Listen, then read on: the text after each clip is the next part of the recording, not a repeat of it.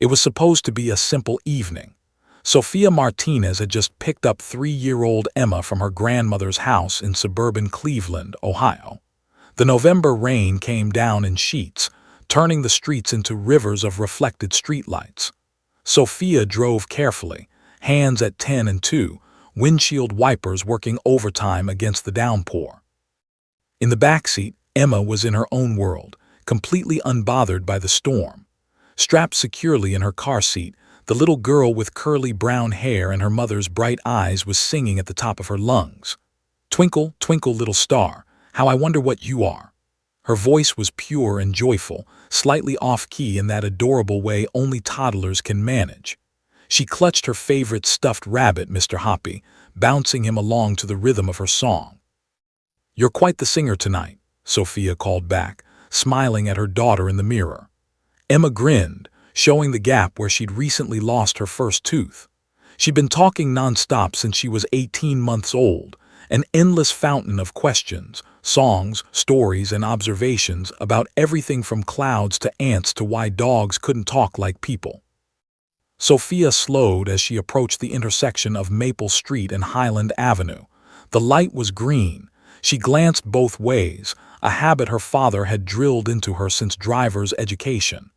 "Green doesn't mean safe," he'd always said. "It just means it's your turn." The road appeared clear. She pressed gently on the gas pedal. Emma had moved on to another verse, making up her own words now. "Up above the world so high, like a pizza in the sky." She giggled at her own creativity, and Sophia laughed too. These were the moments she treasured, just her and her daughter, the simple joy of an evening drive home where they'd meet, who was due back from his shift at the automotive plant any minute. Then everything exploded. The pickup truck came from nowhere, blowing through the red light at 70 miles per hour. Hammond, 42 years old, had spent the evening at Murphy's bar downtown, downing 7 whiskeys in 3 hours. His blood alcohol level was 3 times the legal limit. He never even touched his brakes. The impact was catastrophic. The truck's front end slammed into the passenger side of Sophia's sedan with the force of a wrecking ball. Metal crumpled like paper. Glass shattered into thousands of glittering shards. The sound was deafening, a horrible symphony of screeching metal, exploding airbags, and splintering plastic. Sophia's car spun violently, rotating twice before slamming into a traffic light pole. Her airbag deployed, slamming into her chest and face. For a moment, or maybe an hour, time became meaningless. She couldn't breathe, couldn't think, couldn't process what had just happened. Her ears rang with a high-pitched whine. Smoke filled the car's interior, acrid and choking. When her vision finally cleared and she could move her neck, Sophia's first thought was Emma. "Baby," she screamed, her voice raw and panicked. "Emma, Emma, answer mommy." She fought against the deployed airbag, twisting in her seat to look behind her. What she saw stopped her heart. Emma sat in her car seat, eerily still. Her eyes were open, that was something, but they stared straight ahead at nothing, unfocused and glassy. Blood trickled from a cut on her forehead. Mr. Hoppy lay on the floor, torn and forgotten.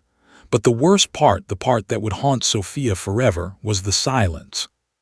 No crying, no screaming, no sound at all. "Emma, Emma, baby, please." Sophia fumbled with her, desperate to reach her daughter, but the mechanism was jammed. Outside, she could hear voices shouting, people running toward the wreck. Someone was calling 911. In the distance, sirens began to wail. Through her shattered window, Sophia caught a glimpse of the pickup truck. It had careened off the road and crashed into a storefront about 50 feet away. The driver's door hung open. The driver was gone. He'd run. "My daughter," Sophia screamed to anyone who could hear. "Please, my baby's in the back. She's not moving. She won't answer me." A middle-aged man appeared at her window, his face pale with shock. "The ambulance is coming," he assured her. "Hold on, just hold on." He moved to Emma's side of the car and carefully tried the back door. It was crushed shut, completely jammed. "We need the fire department," he called to someone else. "We need the jaws of life here." Sophia kept talking to Emma, her voice breaking. "Mommy's here, baby. Stay with me. Keep your eyes open. You're going to be okay. You're going to be fine." But Emma didn't respond. Those beautiful brown eyes just stared at nothing, and Sophia couldn't tell if her daughter even knew she was there. The fire truck arrived first, followed immediately by 2 ambulances. Firefighters worked with practiced efficiency, using hydraulic tools to pry open the mangled car doors. The sound of tearing metal made Sophia want to scream, but she held it together for Emma. She had to be strong for Emma. When they finally extracted her daughter from the wreckage, Sophia saw the full extent of the damage. Emma's little body was limp in the firefighters' arms. They placed her on a gurney, and paramedics swarmed around her, checking vitals, starting an IV, fitting an oxygen mask over her tiny face. "Mom, can you hear me?" One of the paramedics was talking to Sophia now, shining a light in her eyes. "Are you injured? Can you tell me where it hurts?" Sophia barely heard the questions. Her eyes were locked on the ambulance where they were loading Emma. "I need to be with my daughter," she said, trying to stand. Her legs nearly gave out. She hadn't realized her ankle was badly sprained. "You're going in the other ambulance," the paramedic said firmly but kindly. "We'll take you to the same hospital. What's your name? Who should we call?" Sophia managed to say, giving them her husband's number. "His name is Martinez. He's my husband, Emma's father. Tell him to meet us at the hospital. Tell him Emma needs him." At Cleveland Memorial Hospital, the emergency room became a flurry of controlled chaos. Emma was rushed into a trauma bay, where doctors and nurses worked with urgent precision. Sophia, treated for a concussion, whiplash, and that sprained ankle, kept demanding updates, trying to push past the nurse who was gently but firmly keeping her in her own examination room. Burst through the emergency room doors 20 minutes later, still wearing his factory uniform, his face a mask of terror. "Where's my family?" he shouted. "Where are they?" A nurse directed him to Sophia first. When he saw his wife bruised, bloodied, crying, he ran to her and pulled her into his arms. "What happened? Where's Emma? Is she—" He couldn't finish the sentence, couldn't voice the fear that was choking him. "She's alive," Sophia sobbed into his chest. "But she won't talk, she won't cry, she won't respond. They said she has a fractured skull, internal bleeding, broken ribs. They're doing emergency surgery right now." His knees buckled. A nurse brought a chair and he collapsed into it, his head in his hands. The strongest man Sophia knew, the man who never cried, who'd worked 2 jobs to support his family without complaint, broke down completely. The surgery lasted 6 hours. 6 hours of packing, praying, and making deals with God. Dr. Richard finally emerged at 2:47 a.m., still in his surgical scrubs, exhaustion etched into every line of his face. "She's alive," he said first, and both parents gasped with relief. "But the next 72 hours are critical. She has significant brain swelling, and we've had to induce a medical coma to allow her brain to heal. She has 3 broken ribs, a lacerated spleen that we've repaired, and significant internal bruising. She's stable, but she's not out of danger." "Can we see her?" asked, his voice barely a whisper. Doctor nodded. "Follow me." Nothing could have prepared them for the sight of their daughter in that pediatric ICU bed. Emma looked impossibly small, surrounded by machines that beeped and hummed and kept her alive. Tubes ran from her arms, her chest, even her head. Bandages covered half her face. Her beautiful curly hair had been partially shaved for the surgery. Sophia approached the bed slowly, as if afraid she might break something. She took Emma's small hand in hers, careful of the IV. "We're here, baby," she whispered. "Mommy and Daddy are right here. You fight, okay? You're our strong girl, you fight."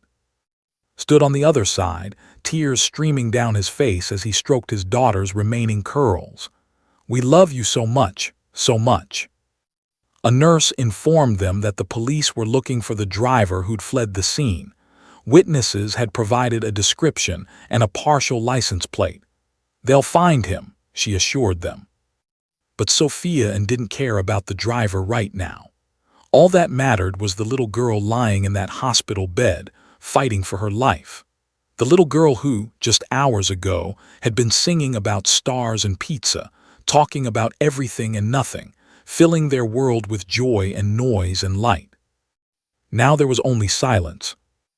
And in that silence, both parents made the same silent vow: whoever had done this would pay. But first, they needed their daughter to survive. They needed their Emma to come back to them. Outside the hospital, rain continued to fall, washing away the debris from the intersection, the broken glass, the skid marks. But nothing could wash away what had been done. Nothing could undo the moment that Hammond, drunk and reckless, had destroyed a family's life in the span of 3 terrible seconds. 2 weeks after the crash, Emma opened her eyes. It was a Tuesday morning, exactly 6:47 a.m., and Sophia had been dozing in the uncomfortable chair beside her daughter's hospital bed when she heard a small sound, a rustling of sheets. Her eyes flew open, and there was Emma, awake, looking around the room with confused, frightened eyes. "Emma, oh my God, Emma!" Sophia lunged for the call button, pressing it frantically while simultaneously reaching for her daughter's hand. "She's awake!" Her husband, who'd been sleeping on a cot in the corner, bolted upright, nearly tripping over his own feet in his rush to reach the bedside. Within seconds, nurses flooded into the room, followed shortly by doctor. They checked Emma's pupils, her reflexes, asked her to squeeze their hands. Emma with everything, her eyes tracking the doctors and nurses, clearly aware and responsive. But she didn't make a sound. "Emma, baby, can you say, Mommy?" Sophia urged, her voice trembling with hope and desperation. "Just say Mommy. One word, baby, please." Emma's lips remained closed. She looked at her mother with those big brown eyes, and Sophia could see recognition there, could see that Emma knew who she was. But no words came. "Sweetheart, does anything hurt?" Doctor asked gently. "Can you tell me if you're in pain?" Nothing. Emma just stared at him, then looked down at her hands, at the IV still taped to her arm, at the bandages covering her ribs. Her bottom lip began to tremble, and tears welled up in her eyes, but still, no sound, not even a cry. Felt his heart sink. "Why isn't she talking?" he demanded, looking at Doctor with wild eyes. "She was talking before. She never stopped talking. What's wrong? What did the injury do to her brain?" Doctor's expression was carefully neutral. "Let's run some tests. There could be several explanations." Over the next 3 days, Emma underwent a battery of neurological examinations. They scanned her brain again, tested her hearing, examined her vocal cords with tiny cameras. Physically, everything was intact. Her brain showed healing but no damage to the speech centers. Her vocal cords were perfectly healthy. Her hearing was fine. She just wouldn't or couldn't speak. Dr. Moore, a child psychologist specializing in trauma, was brought in on day 4. She spent an hour alone with Emma, using dolls, pictures, and gentle questions. When she emerged from the room, she asked to speak with Sophia and privately.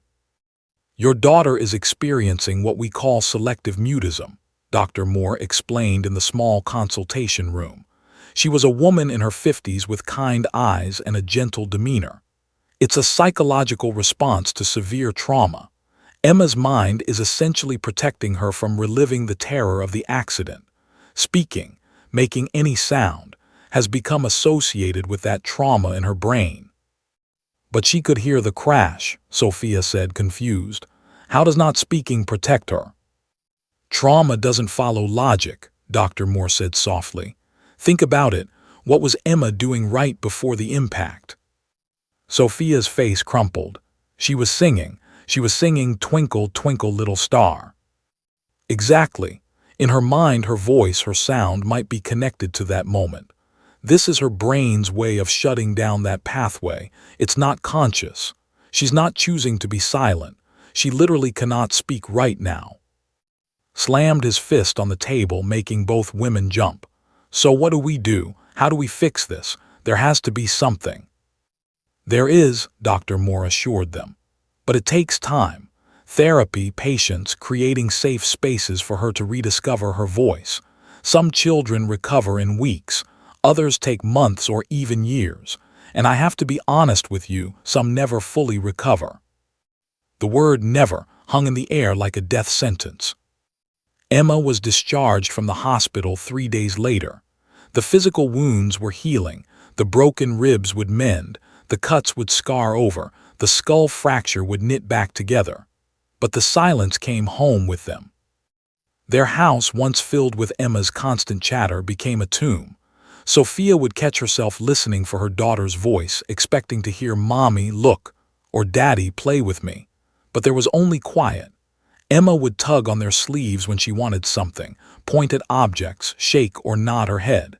She communicated, but without words. The bills began arriving in relentless waves.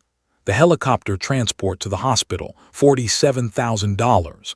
The emergency surgery, $89,000. The 2-week ICU stay, $156,000. The neurological tests, $23,000. Their insurance covered some, but the deductibles and copays were staggering. Sophia had to quit her job as an administrative assistant to stay home with Emma full-time. Picked up every overtime shift available at the plant, often working 16-hour days. But the real cost wasn't financial. It was watching their daughter disappear into herself. 3 times a week, they drove Emma to therapy sessions with Dr. Moore. The psychologist used play therapy, art therapy, music therapy, anything to help Emma process her trauma and find her voice again. Sometimes Emma would open her mouth as if to speak, and Sophia's heart would leap with hope. But nothing would come out, and Emma would close her mouth again, frustrated tears rolling down her cheeks. "She's trying," Dr. Moore assured them after one particularly difficult session. "That's actually a good sign. She wants to speak. Her mind just hasn't given her permission yet." Meanwhile, the criminal case was moving forward. Hammond had been arrested 6 hours after the crash, found hiding in a drainage ditch 3 miles from the scene. It was his 3rd DUI offense. His blood alcohol level at the time of arrest was still twice the legal limit. The prosecutor, a sharp-eyed woman with a reputation for winning tough cases, kept Sophia and informed of every development. "We have a strong case," told them during a meeting at her office 4 months after the crash. "The physical evidence is overwhelming. Witness testimony puts him at the bar. His own blood alcohol level condemns him. But Hammond has hired Thornton, one of the best defense attorneys in the state. Thornton is already arguing for reduced charges, claiming Hammond has completed rehab, that he's remorseful, that he deserves another chance." Another chance? His voice was dangerous. "He's had 3 chances. What about Emma's chance? What about her chance to speak again, to be a normal kid?" His expression was sympathetic but serious. "That's exactly why I'm asking you this. Would you consider having Emma testify? I know it's asking a lot, especially given her condition. But a jury seeing what this man did to her, seeing a child who can't speak because of his choices, that would be powerful." Sophia and looked at each other, communicating silently the way couples do after years together. "She can't testify," Sophia finally said. "She can't speak." "I know," replied, "but her presence alone would speak volumes. And who knows, maybe by the time the trial comes around she'll have made progress." That night Sophia and sat Emma down. She was coloring at the kitchen table, carefully staying inside the lines of a princess picture. Said gently, kneeling beside her chair, "Mommy and I need to talk to you about something important." Emma set down her crayon and looked at him attentively. "The man who hurt us, who hurt you, is going to go to court," Sophia explained, choosing her words carefully. "That means a judge will decide what happens to him. They might ask us to come and tell people what happened. Would you be okay with that?" Emma's eyes widened. Her little hands gripped the edge of the table. For a long moment she just stared at her parents. Then slowly she nodded. "You're sure?" asked. "You don't have to, baby. We won't make you do anything you don't want to do." Emma picked up her crayon and drew on a blank piece of paper. She drew a car. Her artistic skills were limited, so it was basically a rectangle with circles. Then she drew a stick figure that was clearly meant to be her. She pointed at the drawing, then at herself, then nodded emphatically. Dr. Moore, when consulted, was cautious. The courtroom environment could be overwhelming, she warned. The formality, the strangers, the stress, it could set her back. But on the other hand, some trauma survivors find that confronting their trauma helps them heal. It's impossible to predict. As the trial date approached, set for 6 months after the accident, Emma continued her therapy. She'd started pre-kindergarten at a special school for children with disabilities, where the teachers knew sign language and were trained to work with non-verbal children. She made friends with other kids, communicated through drawings and gestures, and seemed relatively happy despite her silence. But Sophia could see the frustration building. Sometimes Emma would see something exciting, a butterfly, a puppy, and her mouth would open with the instinct to shout with joy. Then she'd remember she couldn't and her face would fall. Once, Sophia found her daughter in front of the mirror, mouth open, clearly trying to force sound out. Nothing came. Emma had dissolved into silent sobs and Sophia had held her for an hour. The medical bills continued to pile up. They'd burned through their savings and were now struggling with payment plans. So overtime barely kept them afloat. Sophia's mother helped with groceries, but pride kept them from asking for more. They sold Sophia's car and shared old truck. They cut every unnecessary expense. And through it all, their daughter remained silent. The night before the trial, Sophia tucked Emma into bed and sat beside her, stroking her hair. "Tomorrow is going to be a big day," she whispered. "There will be a lot of people and it might be scary, but Mommy and Daddy will be right there with you. We won't leave you, I promise." Emma nodded, clutching Mr. Hoppy, now sewn back together but bearing the scars of that terrible night, just like Emma herself. "I miss your voice, baby," Sophia said, tears slipping down her cheeks. "I miss hearing you sing. I miss your questions. I miss everything. But I love you just the same, voice or no voice. You're still my perfect girl." Emma reached up and wiped away her mother's tears.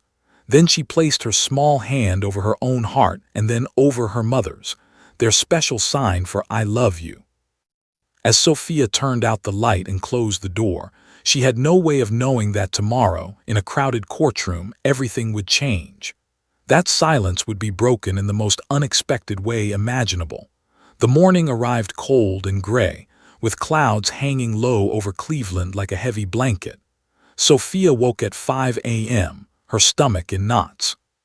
She hadn't slept more than an hour, lying awake listening to restless tossing, and the occasional creak of Emma's bedroom door as their daughter, too, struggled with sleep. They dressed carefully, Sophia in a simple navy dress, in the one suit he owned, bought for their wedding 7 years ago. Emma wore a pale pink dress with white flowers that Sophia's mother had bought specifically for today. As Sophia brushed her daughter's curly hair, now fully grown back from the surgery, she caught Emma's eyes in the mirror. "You ready, baby?" she asked softly. Emma nodded, but her hands trembled slightly as she clutched Mr. Hoppy. Dr. Moore had recommended bringing the stuffed rabbit as a comfort item, something familiar in what would be an unfamiliar and potentially frightening environment. The drive to the courthouse was silent except for the sound of rain beginning to tap against the windshield. His knuckles were white on the steering wheel. Sophia kept turning around to check on Emma, who sat in her car seat staring out the window at the dreary morning. The county courthouse loomed before them like a fortress, a massive limestone building with Roman columns and wide stone steps leading to heavy wooden doors.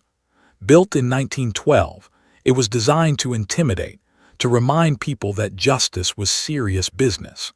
As they climbed those steps, Emma's small hand gripped Sophia's so tightly it almost hurt. Inside, the building was even more imposing. The ceiling soared 30 feet high, decorated with ornate moldings and murals depicting Lady Justice and other symbolic figures. Their footsteps echoed on the polished marble floors. People in business suits hurried past, lawyers with briefcases, clerks carrying stacks of files, police officers escorting defendants in handcuffs. Emma's eyes were huge, taking it all in. She pressed closer to her mother's leg. "The Martinez family," a voice called out. They turned to see prosecutor approaching, her heels clicking authoritatively on the marble. She was in her early 40s, wearing a perfectly tailored charcoal suit, her black hair pulled back in a severe bun. But her eyes were kind as she looked at Emma. "Hello, sweetie. Thank you for being brave enough to come today." Emma nodded shyly. "Led them to Courtroom 4 on the second floor. I want to prepare you for what you're going to see," she said, stopping outside the large wooden doors. "The defense attorney, Thornton, is going to try to paint his client as a victim too, a man struggling with addiction who made a mistake. He'll try to minimize what happened. Don't let it get to you. Stay calm, stay focused, and remember why we're here." His jaw clenched. "Where is he, Hammond?" "Already inside with his attorney. You'll see him, but I need you to not react. The jury is watching everyone. They need to see you as dignified, controlled. Can you do that?" Both parents nodded, though Sophia felt anything but controlled. Her heart was racing so fast she thought she might pass out. They entered the courtroom, and Sophia's first impression was of wood. Dark wood paneling everywhere, wooden benches. A massive wooden judge's bench elevated at the front of the room. The jury box sat to the right, currently empty. The witness stand was to the left of the judge's bench. And there, at the defense table, sat Hammond. Sophia felt tense beside her. Hammond was an ordinary-looking man, medium height, thinning brown hair, clean-shaven for court. He wore a gray suit that was probably borrowed, and his hands were folded on the table in front of him. He didn't look like a monster. He looked like someone's neighbor, and that somehow made it worse. Beside Hammond sat Thornton, a silver-haired man in an expensive suit who radiated confidence.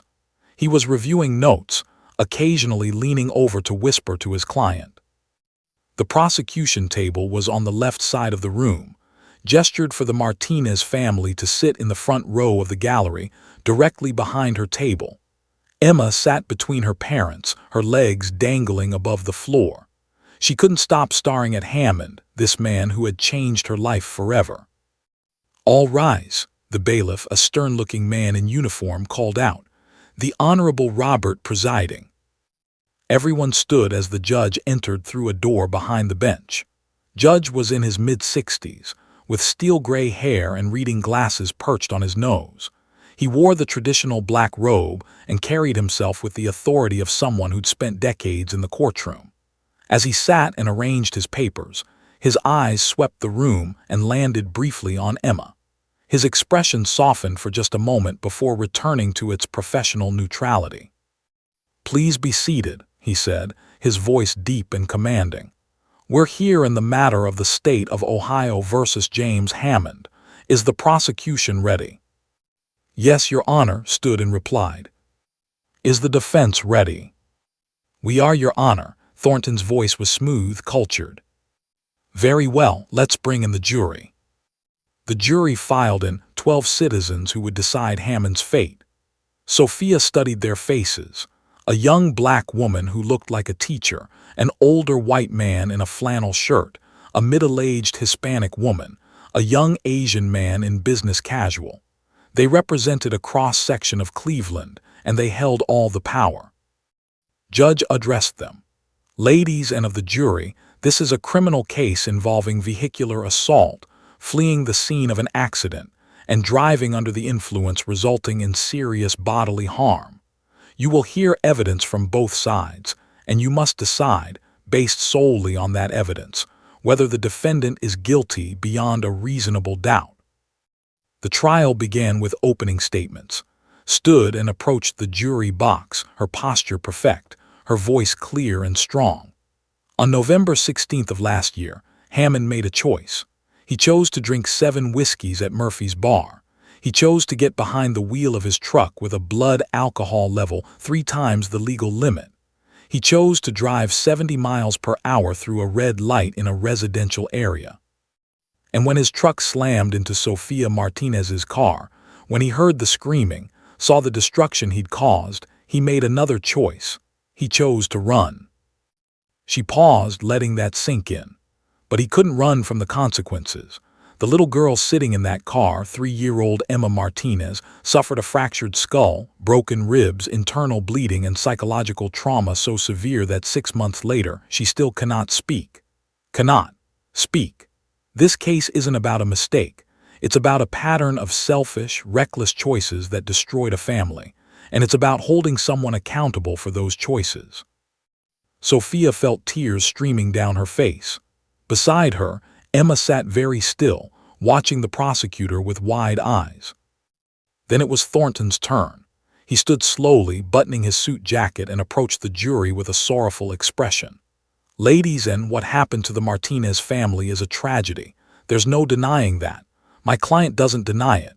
But let's be clear about what we're really talking about here. A man struggling with addiction, a disease recognized by the medical community, who had a moment of weakness. Hammond isn't a criminal. He's a sick man who needs treatment, not incarceration." Half rose from his seat, but Sofia grabbed his arm, remembering's warning. He sat back down, shaking with barely controlled rage. "Mr. Hammond has completed a 90-day inpatient rehabilitation program," Thornton continued. "He's been sober for 6 months. He's volunteered at substance abuse clinics. He's working to rebuild his life and make amends. He's not the monster the prosecution wants you to see. He's a human being who made a terrible mistake and is trying to do better. Yes, there should be consequences, but let's be proportional. Let's be merciful. Let's give this man a chance to continue his recovery and become a productive member of society again." Sofia wanted to scream. Where was the mercy for Emma? Where was Hammond's concern for productivity when he was downing whiskey after whiskey? The morning proceeded with witness testimony. First, Officer Jennifer, who'd been first on the scene. She described the destruction, the smell of alcohol, the tire marks showing Hammond never even attempted to brake. She showed photographs, horrible images of the crumpled car, blood on the pavement, Emma's torn stuffed rabbit lying in the street. 2 jurors looked away from the photos. Emma stared at them, her face pale. Next came the bartender from Murphy's Bar, who he'd served Hammond 7 whiskeys, but claimed Hammond seemed fine when he left. Destroyed that claim on cross-examination, getting the bartender to admit he'd been working alone, was overwhelmed with customers, and couldn't possibly have been monitoring Hammond's condition closely. Doctor about Emma's injuries, using medical terminology that made them sound even more horrific. The skull fracture was severe enough that, without immediate intervention, the child would likely have died from brain swelling. The internal bleeding required emergency surgery. The broken ribs came within millimeters of puncturing her lung. This child was catastrophically injured. Thornton's cross-examination tried to suggest that some injuries might have occurred from the rescue efforts rather than the crash itself. Doctor shut that down immediately, his voice sharp with professional indignation. These injuries were absolutely, unequivocally caused by the violent impact of the collision. By lunch, Emma was clearly exhausted. Sofia took her to a quiet corner of the courthouse, and they sat together on a bench. Emma leaned against her mother, eyes drooping. She hadn't eaten her sandwich, had barely taken a sip of water. "You okay?" asked, kneeling in front of his daughter. Emma nodded, but she didn't look okay. She looked small and scared and overwhelmed. When court resumed, the afternoon brought more witnesses. The accident reconstruction expert who explained precisely how Hammond's excessive speed and failure to brake had caused the collision, making it entirely preventable. A toxicologist who detailed exactly how impaired Hammond would have been at his blood alcohol level. Character witnesses who about what a bright, verbal, joyful child Emma had been before the crash. Through it all, Emma sat quietly, listening to people talk about her, about what had been taken from her. And Hammond sat at his table, occasionally shaking his head or whispering to his attorney, but never once looking at the family he'd destroyed. By 4 p.m., could see the jury was engaged but not emotionally connected enough. The evidence was strong, but Thornton had done his job well. He'd humanized Hammond, made addiction the villain instead of the man. Some jurors looked sympathetic to the defense's arguments. Needed something more. Something that would make this personal, make the jury truly understand what had been lost. And tomorrow, she had a plan. The second day of trial began with a different energy in the courtroom. Word had spread through the courthouse about the case. The little girl who couldn't speak, sitting in the gallery watching the man who'd stolen her voice. Court staff found excuses to peek into Courtroom 4, and the gallery was fuller than it had been the day before, packed with curious onlookers and local reporters. Emma wore a yellow dress today, Sophia's attempt to brighten the somber proceedings. But the little girl looked tired, dark circles under her eyes suggesting another sleepless night. She carried Mr. Hoppy and a small coloring book Dr. Moore had recommended as a distraction during difficult testimony. The morning sessions continued with the prosecution's case. A trauma counselor about the psychological impact of the accident on Emma, explaining selective mutism in terms the jury could understand. Imagine being so terrified that your brain decides the safest thing to do is stop one of your most basic functions, communication. That's what happened to this child. Her mind literally shut down her ability to speak to protect her from reliving that trauma. One of the jurors, a woman in her 50s, wiped her eyes. But Thornton was relentless in cross-examination. Isn't it true that selective mutism can have many causes, that we can't definitively prove it was caused by the accident? In this case, the counselor replied firmly, Emma was a normally developing, highly verbal child until the moment of the crash. The causation is clear. But she could recover tomorrow, couldn't she? This isn't necessarily permanent. She could, or she might never speak again, we simply don't know. Thornton seized on that uncertainty, suggesting to the jury that perhaps Emma's condition wasn't as severe as the prosecution claimed. Watched the jury's faces carefully. She was losing them. The evidence was strong, but it wasn't enough. Facts and figures couldn't compete with Thornton's emotional appeals about second chances and redemption. During the mid-morning recess, made an unusual request to meet with Judge in his chambers.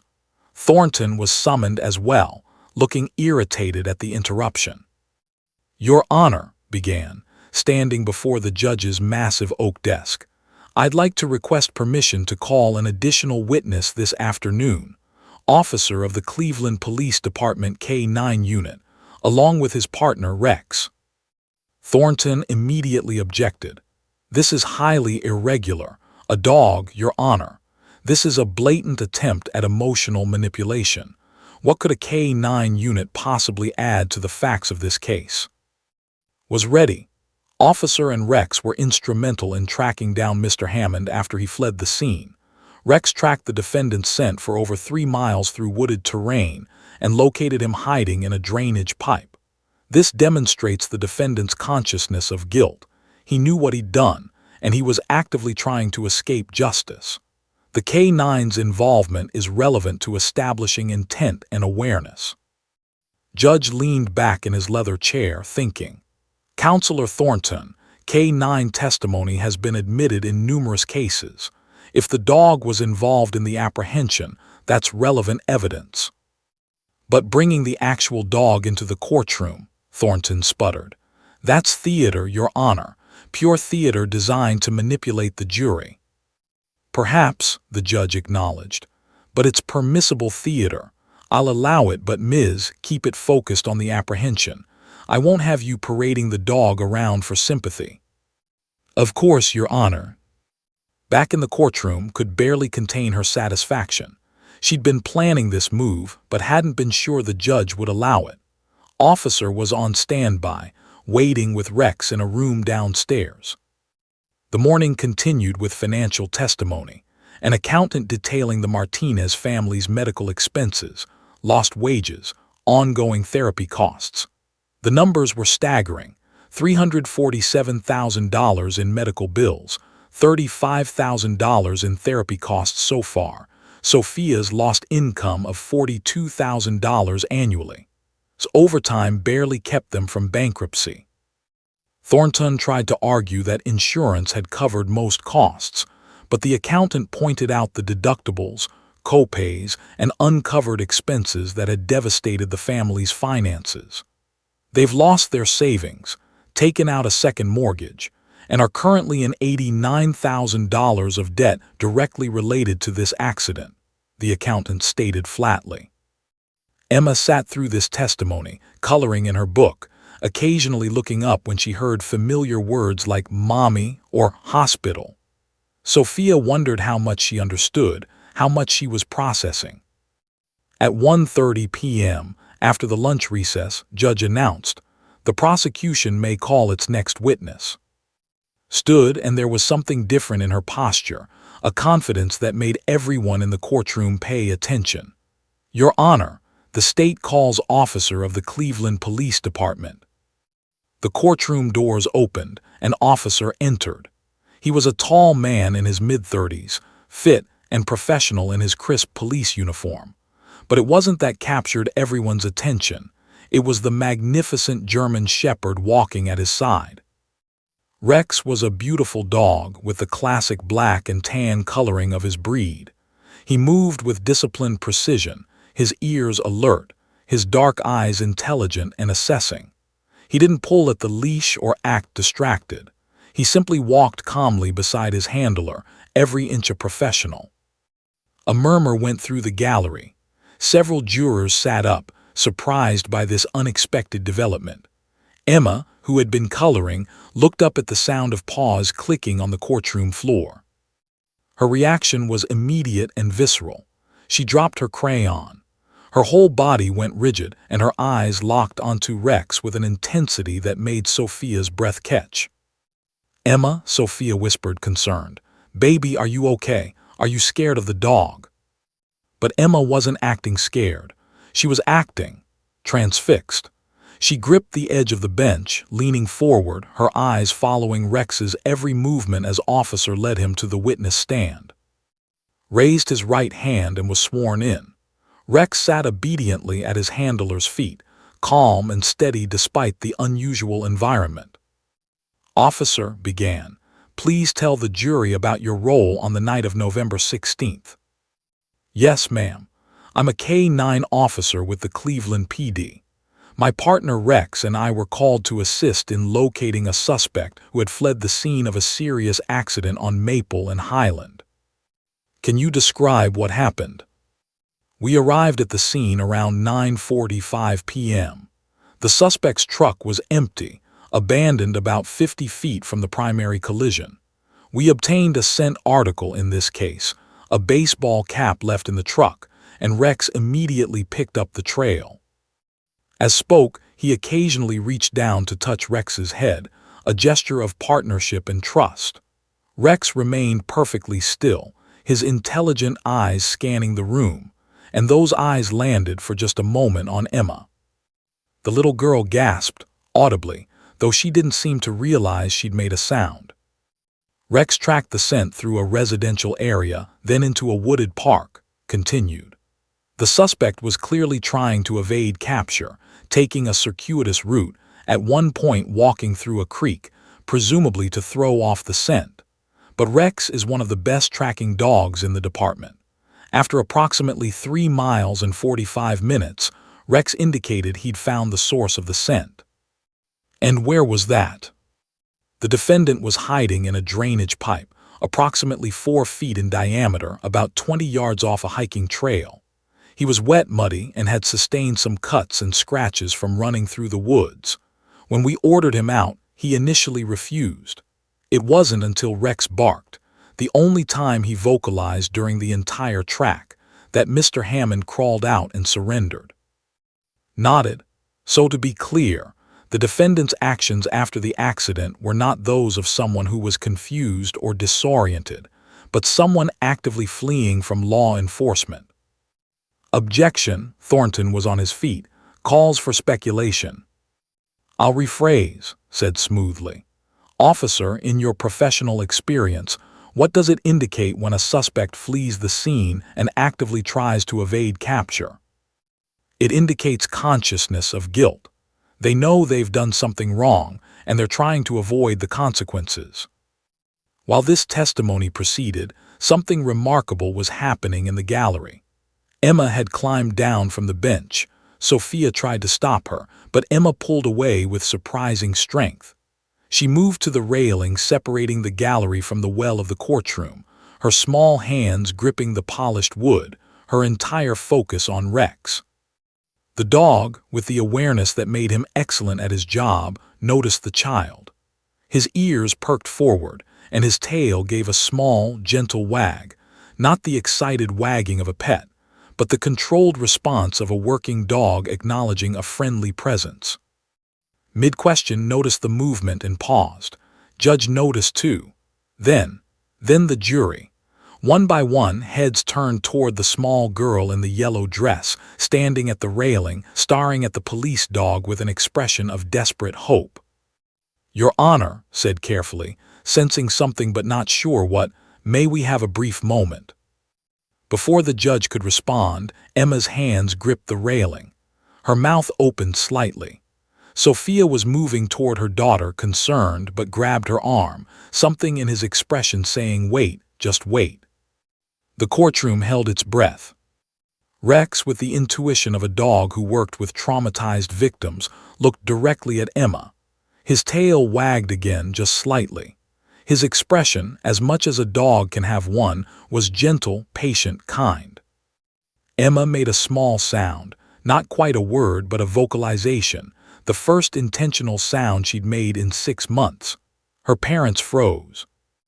Officer, recognizing something significant was happening, did what any good K-9 handler would do. "Rex, stay," he commanded softly, then looked at the judge. "Your Honor, with your permission." Judge, his own instincts telling him something extraordinary was unfolding, nodded. "Permission granted." Gave Rex a subtle hand signal. The dog stood and with perfect discipline walked slowly toward the railing where Emma stood. Every eye in the courtroom was glued to this moment. The small, silent girl and the calm, noble dog approaching each other. Emma's whole body was trembling now, but not with fear, with something else entirely, something that looked almost like recognition, like she was seeing something she desperately needed to see. Rex reached the railing and sat, his head now level with Emma's. He looked at her with those warm, intelligent brown eyes. And Emma, for the first time in 6 months, smiled, a real, genuine, radiant smile that transformed her entire face. What happened next would be talked about in that courthouse for years to come. Time seemed to slow down. In that moment, the courtroom, with all its formality, its tension, its heavy atmosphere of judgment and consequence, faded away.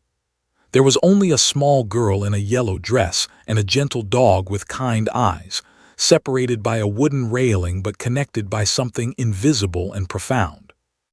Rex sat perfectly still, his training evident in every line of his body. But there was something else there too, a softness in his expression, a patience that went beyond mere discipline. He'd worked with trauma victims before, children who'd been rescued from terrible situations, and he seemed to understand that this small human needed something from him. Emma's hands trembled on the railing. Her breathing came faster. Sophia wanted to rush forward to protect her daughter from whatever was happening, but's grip on her arm held her back. "Wait," he whispered, barely audible. "Just wait." The little girl's mouth opened wider. Her chest rose and fell as she took a deep breath, the kind of breath someone takes before jumping into cold water, before doing something terrifying and necessary. And then Emma did something she hadn't done since before the accident. She let go of the railing with one hand and pointed, a clear, deliberate gesture, directly at Rex. The courtroom was so silent that the sound of the air conditioning vent seemed deafening.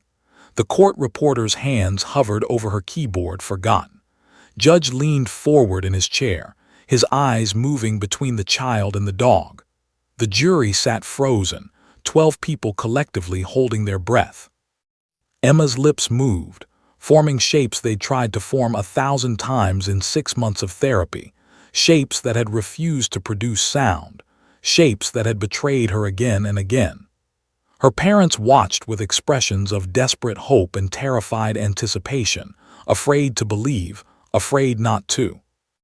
Rex's tail wagged once, twice, gentle, encouraging movements. His eyes never left Emma's face. And then it happened. "Good dog." The words exploded from Emma's mouth with the force of 6 months of pent-up silence. They weren't whispered or tentative or uncertain. They were loud, clear, unmistakable, the voice of a 3-year-old child who'd finally, impossibly, found her way back to herself. The courtroom erupted. "Good dog," Emma shouted again, louder this time, and her face broke into the most radiant smile anyone in that room had ever seen. Tears streamed down her cheeks, but she was laughing, actually laughing, a sound her parents had thought they might never hear again. Sophia screamed, a sound of pure, unrestrained joy that echoed off the high ceilings. She lunged toward her daughter, nearly knocking over the railing in her desperation to reach Emma. Was right behind her, his face contorted with emotion, sobs racking his entire body. Sophia grabbed Emma and lifted her into her arms, holding her so tightly the little girl squeaked. "You're talking. Oh my God, baby, you're talking. Say it again. Say anything." "Good dog, Mommy," Emma said, her voice hoarse from disuse but clear and perfect and real. "He's such a good dog. Can I pet him, please?" Reached them both, wrapping his arms around his wife and daughter, the three of them becoming a single unit of sobbing, laughing, disbelieving joy. Me, choked out in Spanish, his voice broken. "You're speaking. You're really speaking." Judge had dropped his gavel, literally dropped it, and it clattered onto his desk unnoticed. The distinguished judge, who'd presided over hundreds of cases with stern professionalism, had tears streaming down his weathered face. He made no attempt to restore order, understanding that this moment transcended courtroom protocol. The jury box was chaos. One woman was openly weeping. A man had his hand over his mouth in shock. Another was laughing and crying at the same time. Even the court reporter had abandoned her keyboard and was wiping her eyes, mascara running down her cheeks. At the defense table, Hammond had gone completely pale. He sat frozen, staring at the family he'd destroyed, watching them experience a miracle he'd never expected to witness. For the first time since the trial began, something cracked in his carefully maintained expression. Was it remorse? Horror? The dawning realization of the true magnitude of what he'd done? Thornton, the expensive defense attorney who always had something to say, sat with his mouth slightly open, speechless for perhaps the first time in his career.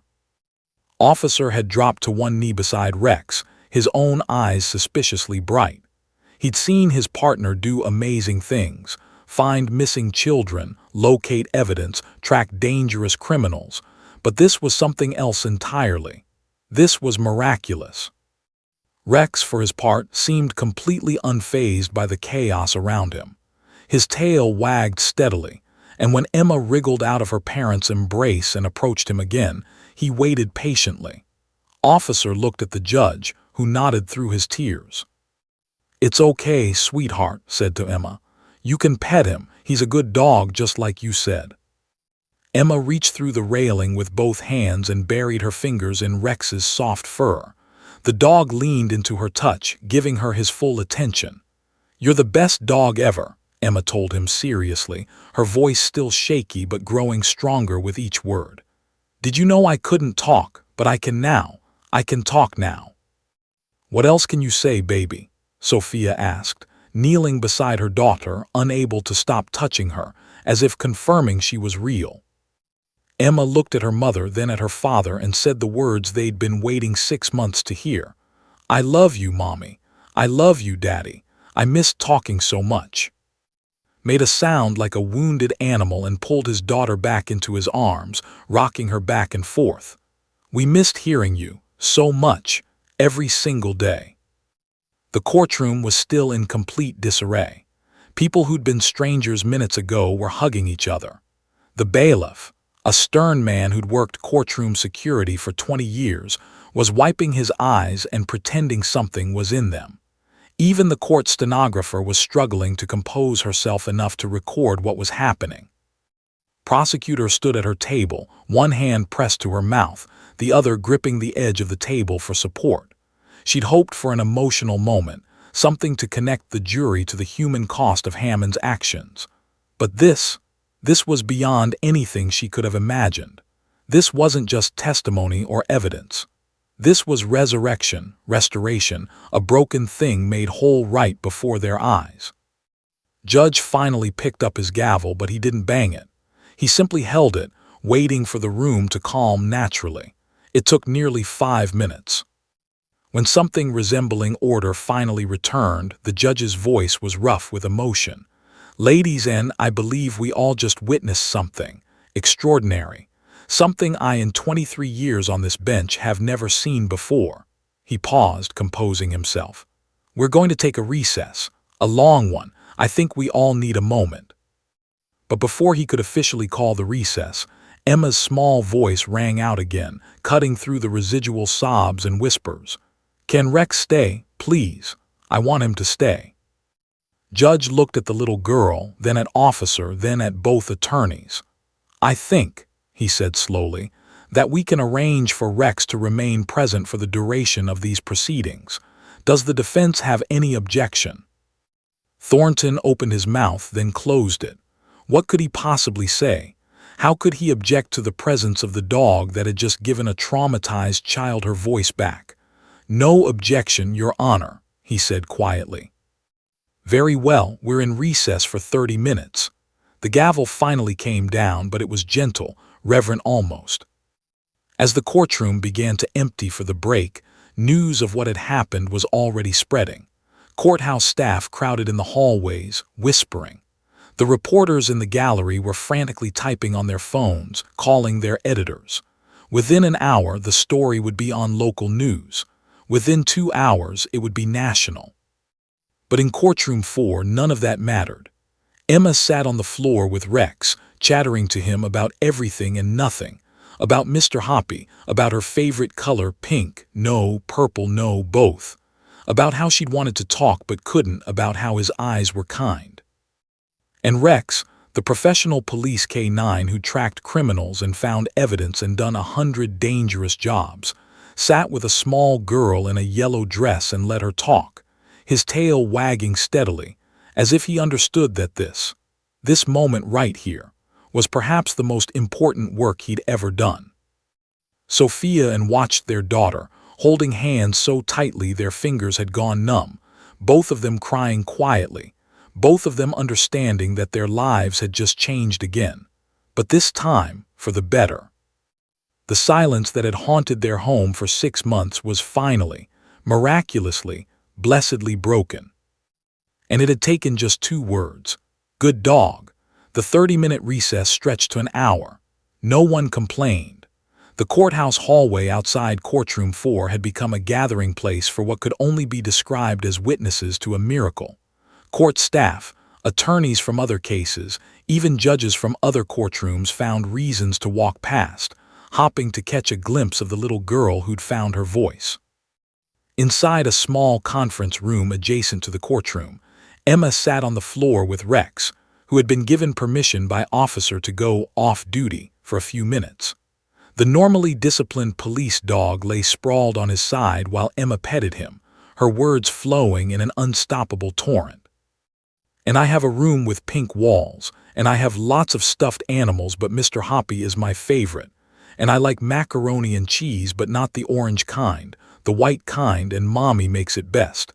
And I go to a special school now, but I don't like it as much as my old school because—" She paused for breath, and Sophia laughed, actually laughed, something she hadn't done genuinely in 6 months. "Baby, slow down," Sophia said, sitting cross-legged next to her daughter. "Rex needs to breathe too." "But I have so many things to say," Emma protested, her eyes bright with excitement and relief. "I have 6 months of things to say." sat on a nearby chair, his elbows on his knees, just watching his daughter with an expression of wonder. Every few seconds, he'd shake his head as if to confirm he wasn't dreaming. "Say my name again," he requested softly. "Daddy," Emma said happily. "Daddy, daddy, daddy, why are you crying again?" "Because I'm happy, baby, so happy." Dr. Moore had arrived within 20 minutes of receiving Sophia's frantic phone call. She burst into the conference room, slightly out of breath from running through the courthouse, and stopped dead when she heard Emma's voice chattering away. "Oh my God," she whispered, one hand pressed to her chest. "Oh my God, it's real. I heard about it, but hearing it." She approached slowly, professionally, even as tears gathered in her eyes.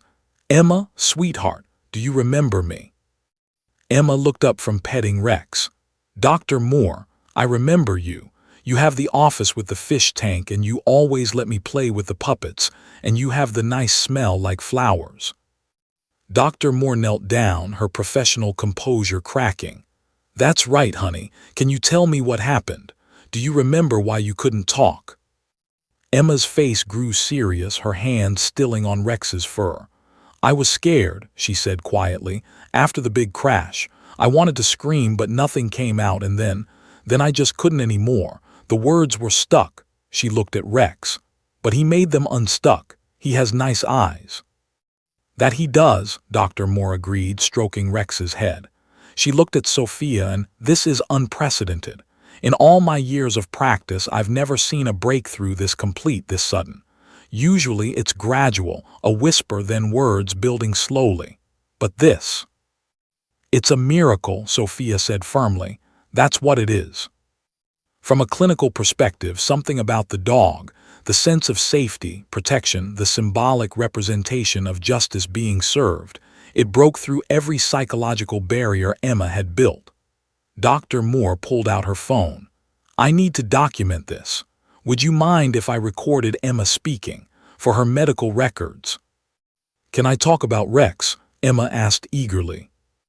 "You can talk about anything you want, sweetheart." For the next 15 minutes, Dr. Moore conducted an impromptu evaluation, asking Emma questions, having her sing, testing her range and clarity. Emma performed beautifully, showing no residual effects of the selective mutism. It was as if a switch had been flipped, a door that had been locked tight suddenly thrown wide open. Outside the conference room, prosecutor was dealing with a different kind of chaos. News vans were already pulling up to the courthouse. Her phone hadn't stopped ringing, local news, then Cleveland stations, then calls from Cincinnati, Columbus. By the time CNN called, she'd stopped answering. An impromptu press conference formed in the courthouse lobby. Stood at the microphone, choosing her words carefully. What happened in that courtroom today was extraordinary. A child who hasn't spoken in 6 months found her voice again. While we're overjoyed for the Martinez family, I want to remind everyone why we're here, because Hammond's choices caused that silence in the first place. A reporter shouted a question. "Will Emma testify now that she can speak?" Paused. "That will be up to her family and her doctors. Our focus remains on holding Mr. Hammond accountable for his actions."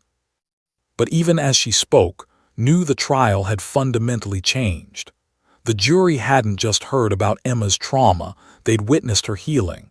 And they'd seen exactly what had been taken from her and what Hammond had stolen. Back in the courthouse, Thornton was having an emergency meeting with his client in a holding room.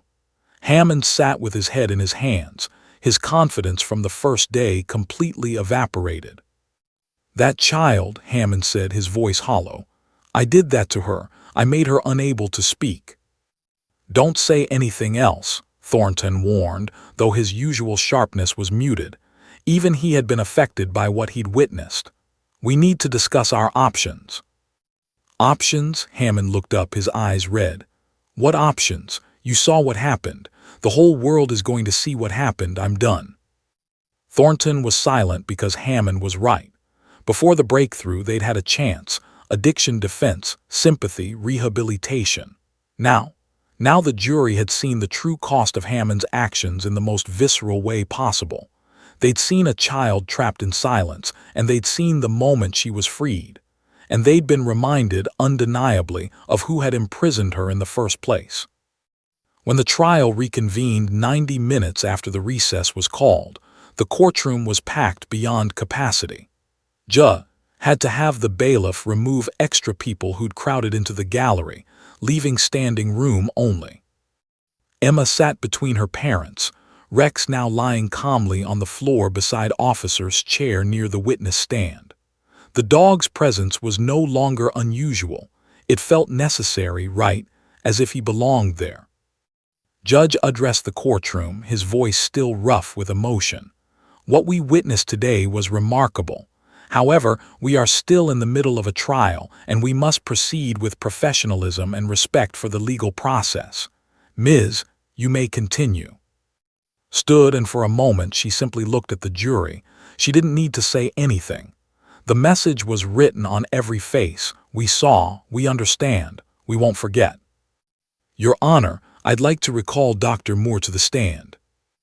Dr. Moore was sworn in and led her through a series of questions about Emma's condition, the prognosis before today, and what had just occurred. Dr. Moore, before today, what was Emma's expected outcome? Guarded at best, Dr. Moore replied. With intensive therapy, we hoped for gradual improvement over years. Some children with trauma-induced selective mutism never fully recover. We were preparing the family for the possibility that Emma might need alternative communication methods for life. And now she's speaking at age-appropriate levels, with normal tone, inflection, and vocabulary. It's as if the 6 months of silence never happened, except we know they did. We have extensive documentation of her condition. In your professional opinion, what does this breakthrough represent? Dr. Moore chose her words carefully. It represents the magnitude of the trauma Emma experienced. The psychological walls she built were so massive that it took something equally powerful, a symbol of safety, protection, and justice, to break them down.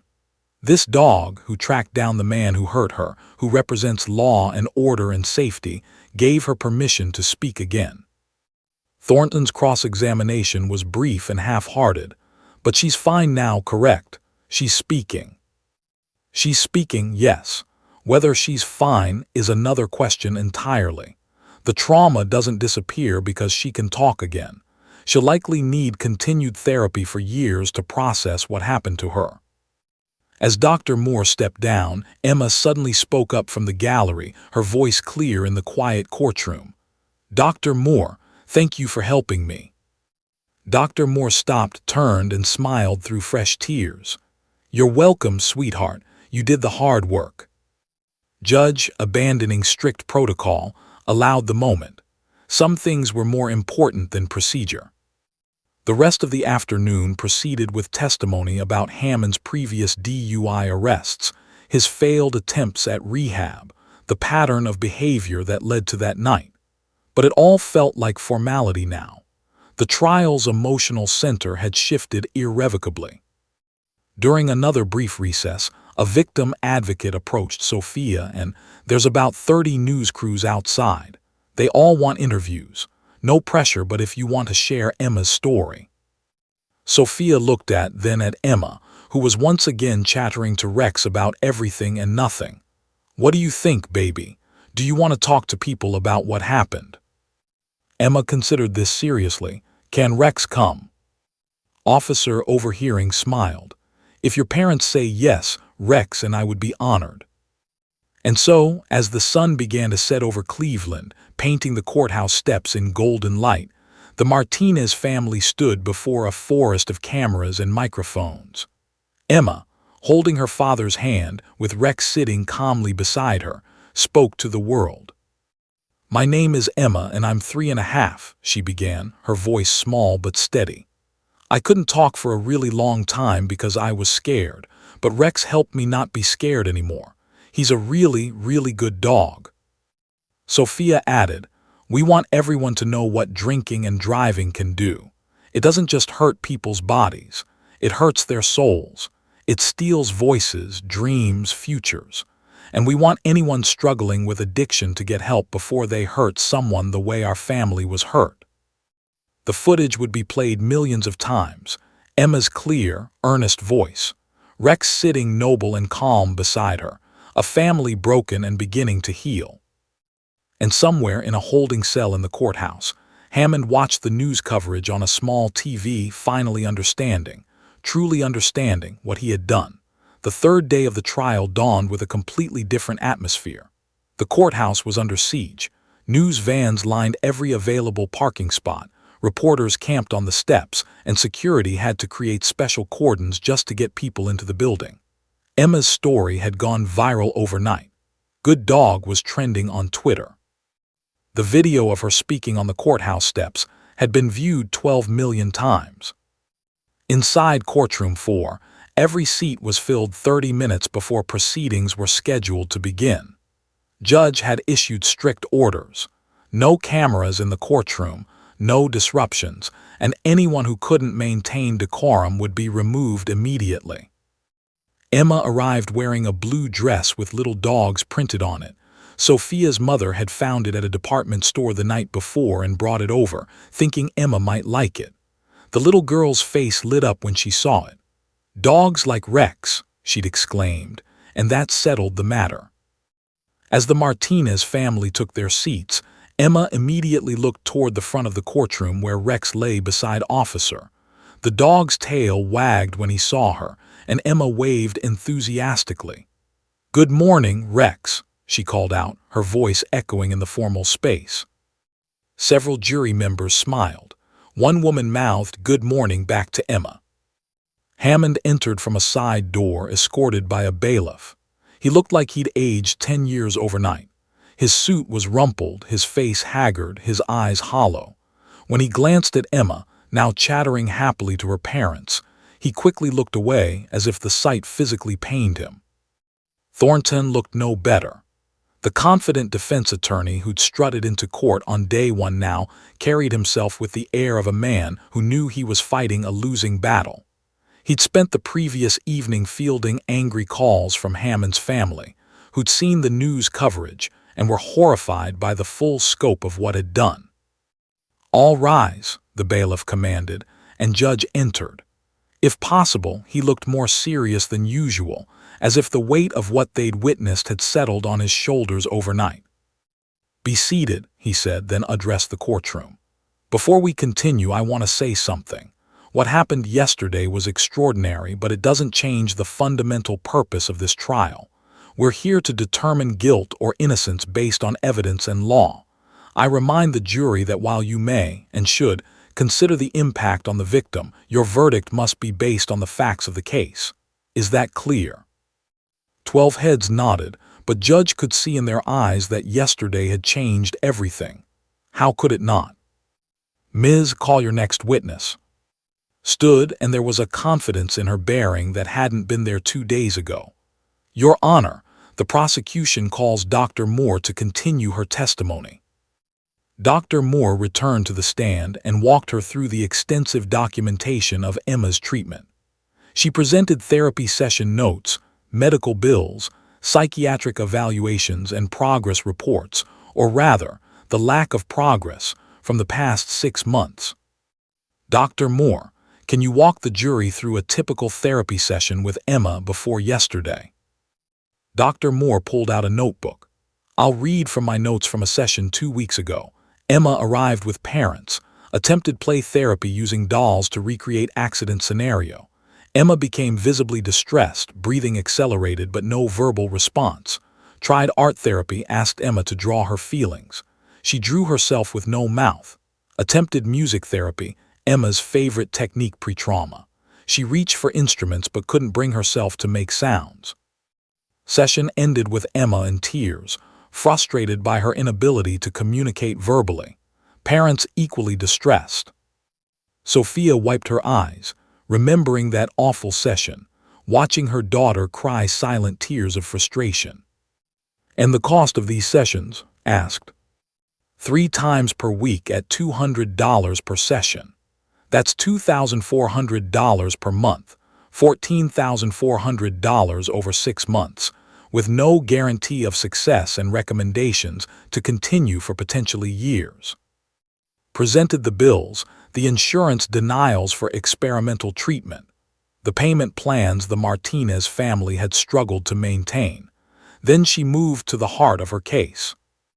Dr. Moore, based on your expertise and your documentation, can you describe for the jury what Emma's silence represented? Objection, Thornton said wearily, asked and answered. Overruled. The witness may expand on her previous testimony. Dr. Moore looked directly at the jury. Emma's silence represented a complete psychological shutdown triggered by trauma. Think of it like this.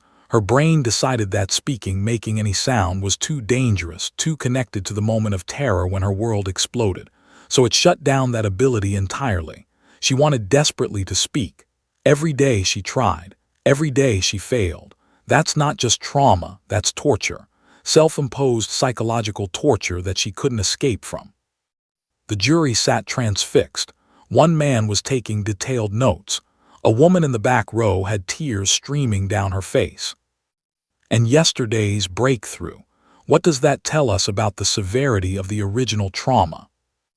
It tells us that the trauma was so profound, the psychological barriers so massive, that only something equally powerful could break through them. It took a symbol of ultimate safety, a trained police dog who literally tracked down the source of her trauma to give her permission to speak again. The fact that it happened at all is remarkable. The fact that it happened so suddenly tells us how desperately she wanted to speak, how much pressure had been building behind that barrier. Let that sink in, then turned to her evidence table and picked up a thick folder. Dr. Moore, what is this? That's Emma's complete medical file from the accident to present. Every doctor visit, every therapy session, every evaluation, every bill, every moment of pain and struggle documented. How thick is this file? 347 pages. Held it up for the jury to see, the physical weight of it obvious. 347 pages of suffering, of a 3-year-old child's pain, of a family's anguish, of medical professionals trying desperately to help a little girl find her voice again. She set it down with a heavy thud. The defense wants you to believe this was just an accident, just one mistake, but this file tells a different story. This file tells the story of what one man's choices, his choice to drink, his choice to drive, his choice to flee, did to an innocent child. Thornton's cross-examination was brief. Dr. Moore, Emma is speaking now, correct? Yes. So she's recovered. She's speaking. Whether she's recovered is a different question. She'll likely need continued therapy to process the trauma. She may have anxiety, nightmares, PTSD symptoms. We won't know the full long-term impact for years. But she can talk. Yes, she can talk. She can also walk, but that doesn't mean she wasn't hurt. Just because you can see the healing doesn't mean the wound never existed. It was a devastating response, and Thornton sat down quickly. His next witness was a financial analyst who broke down the total cost to the Martinez family. $347,000 in direct medical expenses, $42,000 in lost wages from Sophia's job, $23,000 in therapy costs, plus intangibles, the emotional cost, the strain on their marriage, the impact on their quality of life. And has Mr. Hammond paid any restitution? Asked. Not a single dollar. Then came character witnesses. Emma's preschool teacher, who about the bright, verbal, curious child Emma had been before the accident. A neighbor who described hearing Emma sing constantly, her voice carrying through the summer air. Sophia's mother, who broke down on the stand describing the day she learned her granddaughter couldn't speak. She was my sunshine, Abuela Martinez said through tears. Always talking, always asking questions. Abuela, why is the sky blue? Abuela, where do birds sleep? Abuela, how do you make tortillas? And then, nothing, just silence, like someone had turned off the light. By lunch recess, there wasn't a dry eye in the jury box. but saved her most powerful moment for the afternoon session. "Your Honor, if it pleases the court, I'd like Emma Martinez to take the stand." The courtroom erupted in whispers. Thornton shot to his feet. "Objection! She's 3 years old. This is highly prejudicial and inappropriate." Judge considered. "Ms., what's your intention here?" "Your Honor, Emma is the victim in this case. She has a right to be heard. I won't ask her to describe the accident. That would be traumatic. But I believe she deserves the opportunity to tell the jury, in her own words, what these 6 months were like for her." Thornton argued vehemently, but Judge ultimately allowed it with strict limitations. No leading questions, no discussion of the actual accident, and if Emma became distressed, the testimony would stop immediately. A special step stool was brought so Emma could see over the witness stand. Sophia walked her daughter to the front of the courtroom, and Emma was sworn in, her small hand on a Bible that looked enormous in comparison. "Emma," said gently, kneeling so she was at eye level with the child, "can you tell the jury your name and how old you are?" "My name is Emma Sophia Martinez, and I'm 3.5 years old," Emma said clearly, her legs swinging from the tall chair. "Emma, do you remember when you couldn't talk?"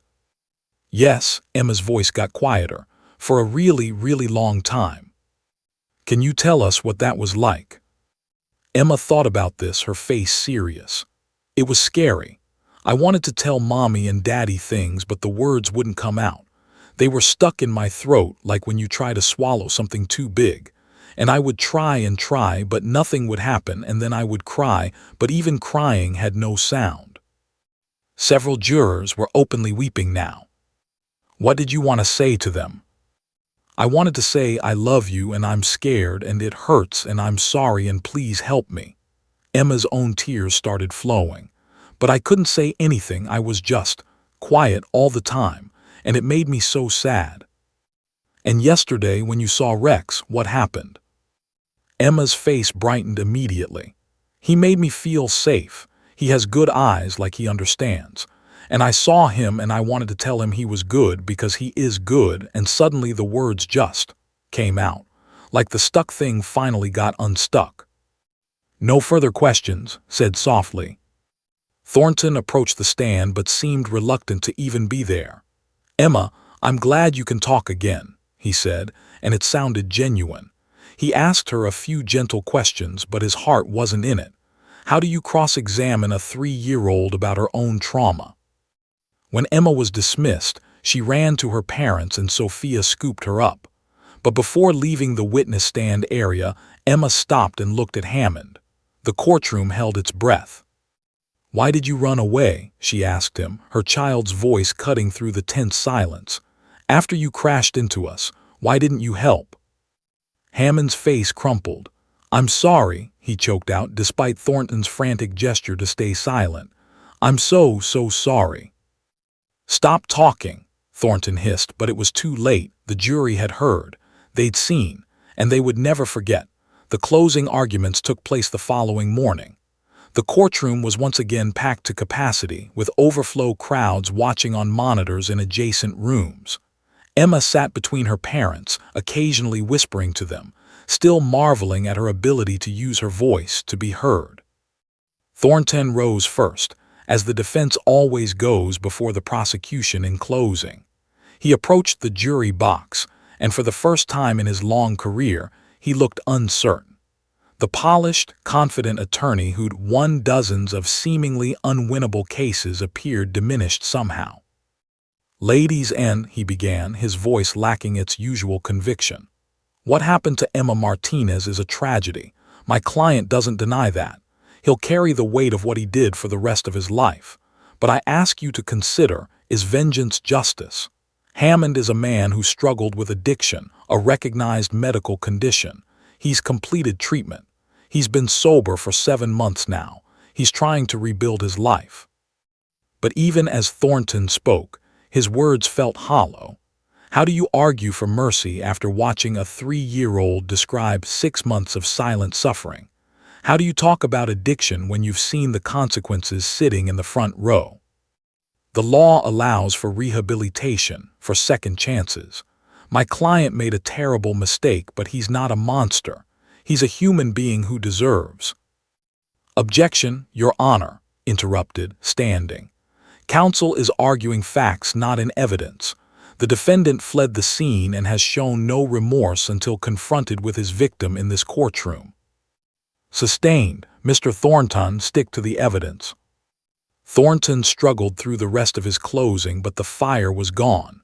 When he sat down, even Hammond looked defeated, staring at his hands on the table. Then stood. She didn't approach the jury immediately. Instead, she walked to where Emma sat and gently placed her hand on the little girl's shoulder. Emma looked up at her and smiled. "This," said, her voice ringing with controlled passion, "is what we're really talking about. Not statistics, not legal technicalities, not addiction or rehabilitation or second chances. We're talking about a 3-year-old child whose voice was stolen, whose childhood was stolen, whose sense of safety in the world was shattered." She walked slowly toward the jury, making eye contact with each member. "The defense wants you to believe this was a mistake, one bad decision, but let's count the decisions Hammond made that night. Decision 1, drink 7 whiskeys. Decision 2, order 1 more. Decision 3, get behind the wheel. Decision 4, drive 70 miles per hour in a residential zone. Decision 5, run a red light. And Decision 6, perhaps the most damning, flee the scene while a 3-year-old child lay bleeding and silent in a crushed car." Picked up the thick medical file again. 347 pages, 6 months of silence, $347,000 in medical bills, a family nearly destroyed financially and emotionally. And for what? So a man could avoid his 3rd DUI arrest, so he could run away from responsibility one more time. She paused, letting the weight of her words settle. You heard Emma testify. You heard her describe being trapped inside her own silence, wanting to speak but unable to. You witnessed the moment she found her voice again, and it took a police dog, a symbol of justice and safety, to give her that gift. Think about what that means. Think about how profound that trauma must have been. His voice grew stronger. The defense talks about second chances. Hammond has had second chances. This was his 3rd DUI. 3rd. He's had chance after chance after chance, and each time he's chosen alcohol over responsibility. Well, Emma didn't get a second chance at those 6 months. She can't get back the milestones she missed, the birthday parties where she couldn't sing, the bedtime stories she couldn't discuss, the simple joy of saying "I love you" to her parents. Several jurors were nodding now. This isn't about vengeance. It's about accountability. It's about saying that when you make a series of selfish, reckless choices that destroy a child's life, there are consequences, real consequences. Because if we don't hold Hammond fully accountable, we're telling every drunk driver in Cleveland, in Ohio, in America, that a child's voice is worth less than your convenience, that a family's suffering is less important than your comfort. Returned to her table, but turned back once more. When you deliberate, I ask you to think about Emma's question to the defendant. Why did you run away? She's 3 years old, and even she understands that when you hurt someone, you don't run, you help. You take responsibility. You face what you've done. Hammond chose to run. Now it's time for him to face justice. The jury deliberated for 2 hours and 43 minutes. The Martinez family waited in the victim services room, Emma coloring while talking constantly. She still seemed amazed by her own voice, testing it out with songs, stories, and endless questions. "Mommy, what happens if they say he's guilty?" Emma asked, looking up from her drawing of Rex. Sophia exchanged glances with, "Then he'll go to jail for what he did to us." "Will that make it better?" It was such an innocent, profound question. "It won't give us back those 6 months," Sophia said carefully. "But it means that what he did was wrong, and that people who hurt others have to face consequences." Emma considered this, then went back to coloring. "Rex should get a medal," she announced. "He's a hero." When the bailiff came to tell them the jury had reached a verdict, Sophia's hands shook so badly that had to help her stand. They walked back into the courtroom, now even more crowded than before. News of the quick deliberation had spread, and everyone knew what a short deliberation usually meant. Judge entered and the jury filed in. Sophia studied their faces. None of them would look at Hammond. That was a sign. Madame Foreperson, has the jury reached a verdict? We have, Your Honor.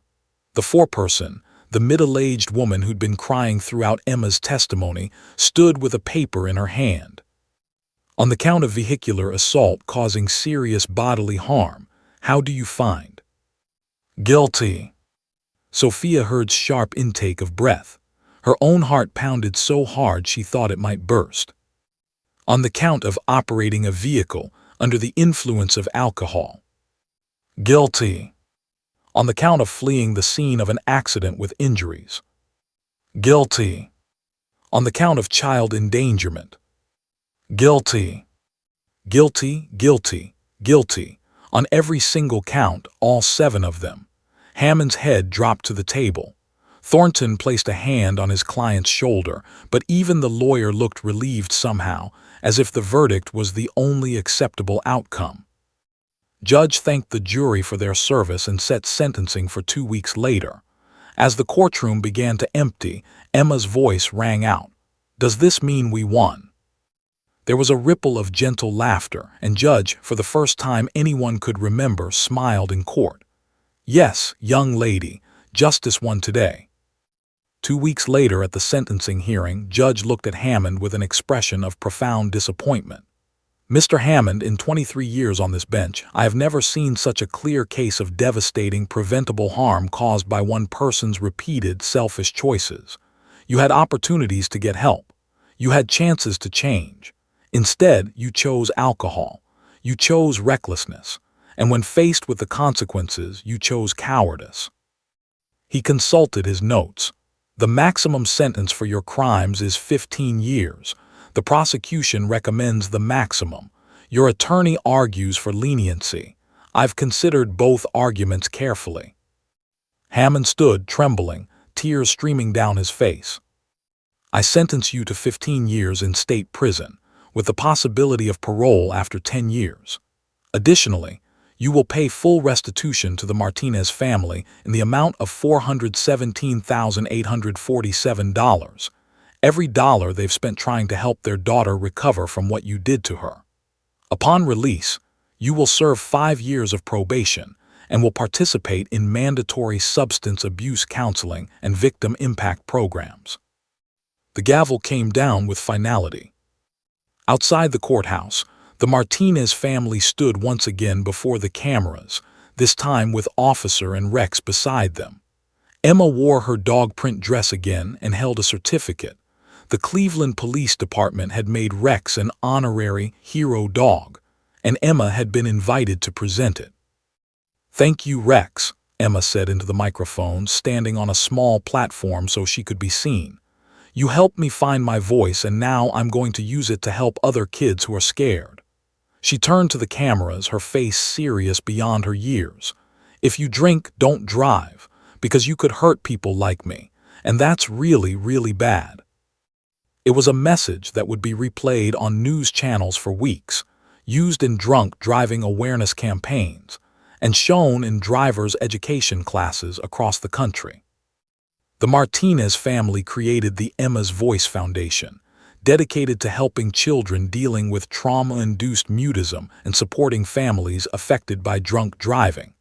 The first donation came from an unlikely source, Hammond's parents, who wrote a heartfelt apology letter along with a check for $10,000. Officer and Rex became regular visitors to Children's Hospital, where Rex worked as a certified therapy dog, bringing comfort to traumatized children. Emma visited once a month, and she and Rex formed an unbreakable bond. She called him her best friend with 4 legs. 6 months after the trial, Sophia sat on Emma's bed during their nightly routine. Emma was reading a story aloud. She'd become a voracious reader, loving the sound of words now that she could speak them again. Mommy, Emma said, setting down her book, I'm glad I can talk again, but I don't want to forget what it was like when I couldn't. Why's that, baby? Because now I know what it feels like when someone can't use their words. So I can be extra nice to people who are quiet because maybe they're not shy. Maybe they're just stuck like I was. Sophia kissed her daughter's forehead, marveling at the wisdom in someone so young. The accident had taken so much from them, their savings, their sense of security, 6 months of Emma's voice. But it had also revealed something profound, the resilience of the human spirit, the power of healing, and the extraordinary capacity for compassion that can emerge from suffering. Emma still had nightmares sometimes. She still saw Dr. Moore once a week. She still tensed when she heard screeching tires. But she also laughed, sang, asked endless questions, and talked about becoming a dog police officer when she grew up, just like Officer. 1 year after the trial, on the anniversary of the accident, the family returned to the courthouse. Not for legal reasons, but because Judge had requested a visit. Emma brought Rex a special treat she'd made, dog biscuits shaped like gavels that she decorated with dog-safe icing. "You changed my courtroom," Judge told Emma, accepting the gift with surprising solemnity. "You reminded everyone there why we do this work, not for the law itself, but for the people the law protects." "You have nice eyes, too," Emma told him seriously. "Like Rex, you're both good at justice." The judge laughed, a real warm laugh, and later told his wife it was the finest compliment he'd received in his entire career. Years later, when Emma was older, she would speak at schools about that night, about the silence, about the moment in the courtroom when she saw a gentle German shepherd and found her voice again. She'd talk about forgiveness. Yes, she'd eventually forgiven Hammond, though it took time. And she'd talk about Rex, who'd passed away when she was 12, living a full life as both police dog and therapy dog extraordinaire. But she'd never forget the power of two simple words, spoken in a moment of breakthrough that changed everything. "Good dog." Those words had given her back her voice, and she'd spent the rest of her life using that voice to help others find theirs.